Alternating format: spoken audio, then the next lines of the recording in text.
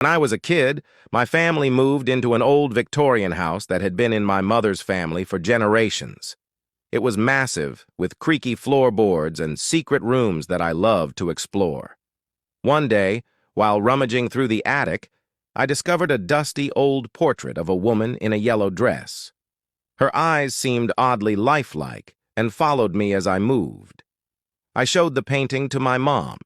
She frowned and said it was of my great-great-grandmother, who was rumored to have gone mad and disappeared.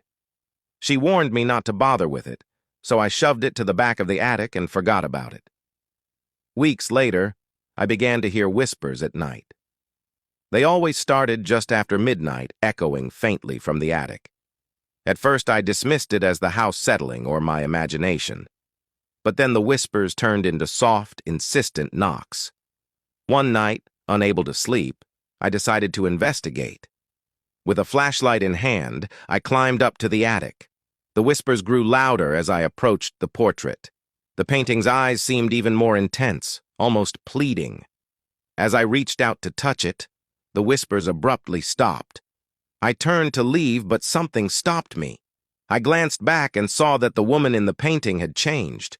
Her eyes were now wide and filled with terror, and her mouth was open in a silent scream. My heart raced. I bolted down the stairs and slammed the attic door shut. The next day, I told my mom what happened. She looked pale and told me that the portrait was not just an old painting. It was a family heirloom believed to trap the spirit of whoever was depicted in it. The whispers were her attempts to communicate, and the changing eyes were a sign of her distress. We moved out shortly after, and the house was sold.